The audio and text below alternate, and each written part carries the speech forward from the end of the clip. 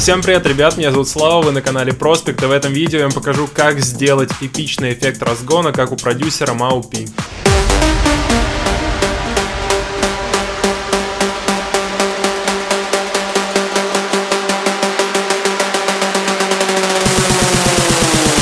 Как вы видите, это уже второе видео за неделю, я продолжаю снимать для вас контент, продолжаю снимать какие-то ролики, находить идеи, поэтому если вам нравится то, что я делаю, пожалуйста, поставьте лайк, напишите комментарий, это очень поможет в продвижении моего видеоролика. Тему для этого видео я нашел буквально случайно, просто слушал недавний релиз Afterlife и нашел релиз, который называется Metro, который написали Mau-P и Кевин Девриес, неважно. В общем, где-то в середине трека там звучит такой вот интересный синтезаторный разгончик.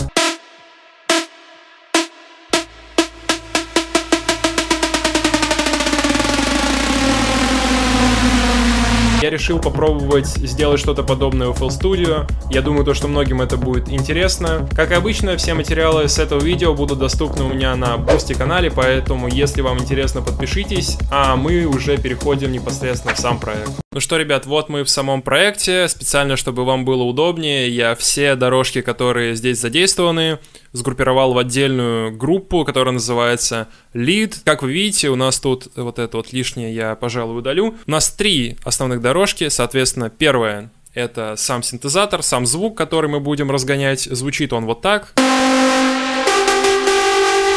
Я сделал референс на лид из трека The Metro, соответственно, у нас тут первый осциллятор, второй осциллятор, который раздетюненный, шум сверху.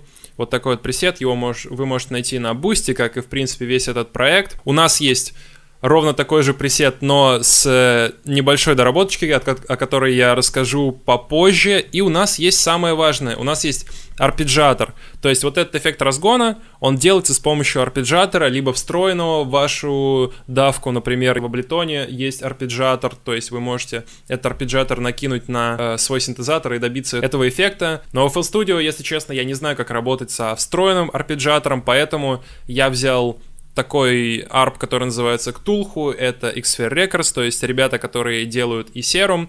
Изначально, как вы зайдете, у вас будет выбран режим Chords, а так как мы не играем аккорды, этот режим нам не нужен, мы сразу это убираем. Второе, что мы должны делать, это зайти вот сюда во вкладочку с шестеренками и выбрать режим ARP Rate Free. То есть, если у нас он не выбран, то вы видите, у нас идет привязка к бару, там 1/2, триоль, все это нам не нужно, потому что нам нужно, чтобы все это движение, оно происходило плавно. Что мы делаем дальше? Для того, чтобы подключить этот арпеджиатор к нашему синтезатору в FL Studio, мы должны зайти во второй раздел с шестеренками, выбрать Input порт 1, Output порт 1 или любой другой, можете выбрать порт 0, зайти в нужный нам синтезатор и в Input порт поставить тот же самый порт, что у нас и в Arpeggio. Почему, вы спросите меня, я сделал отдельный синтезатор для того, чтобы делать сам разгон. То есть вот я сейчас нажимаю кнопку в этом Ктулху.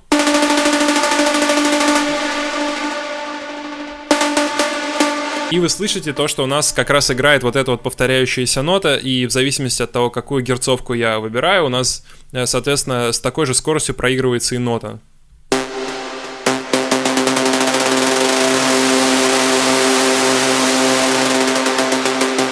А сделал я второй синт на самом деле просто для того, чтобы не было наслоения одной ноты на другую. Что я имею в виду? Вот у нас есть наш лид. Соответственно, вы видите, что на нем выкручен сустейн в 0 дБ. То есть я держу ноту, и она играет. Если мы возьмем сейчас и подключим вместо вот этого плакового синтезатора, я тут убрал сустейн, у нас тут чисто дикей. Из-за этого, когда арпеджиатор у нас повторяет какую-то ноту, соответственно, она играется заново, и с помощью этого дикея получается отрывистый эффект. Если я сейчас возьму этот Ктулху и направлю его вместо нашего такого плакообразного синтезатора, я направлю в наш сустейновый, у нас получится вот такое.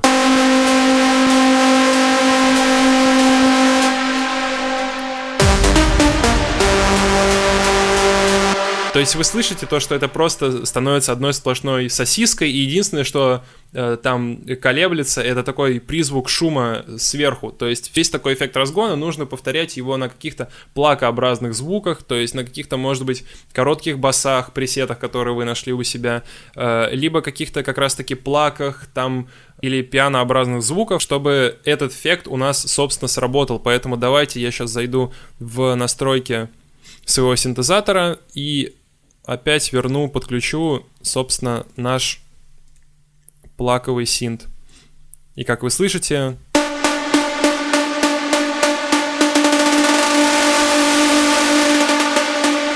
все это опять происходит. Для того, чтобы все это сделать на плейлисте, вы видите то, что вот у нас два паттерна. Соответственно, первый паттерн, который играет в начале, это такая мелодия, которая доигрывается еще сустейнообразным синтом. То есть вот эта мелодия.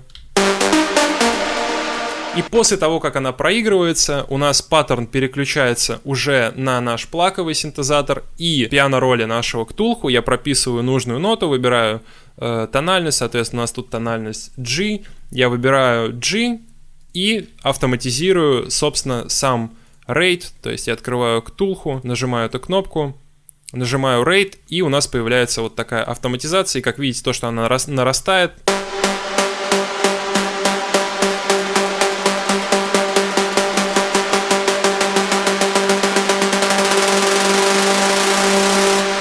Очень важно на самом деле выстроить вот эту вот линию, которая у нас возрастает, более плавно, то есть делайте это на слух, не оставляйте просто какую-то вот сплошную такую прямую линию, послушайте, как это звучит, может быть, где-то нужно чуть-чуть ее, допустим, вот как-то отклонить назад.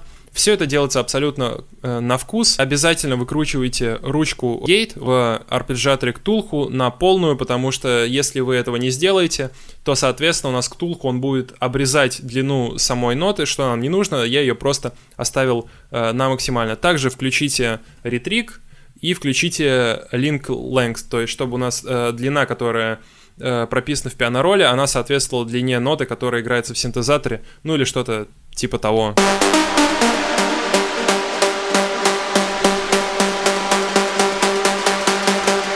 И чтобы еще немного разнообразить, собственно, вот этот эффект, я взял наш плаковый лид и его немного запичил, то есть вы слышите то, что под конец у нас такой происходит эффект. Также вместе с этим у нас играет здесь вот крэш, импакт, белый шум для разгона, взбивка снейров и просто там условный какой-то дроп.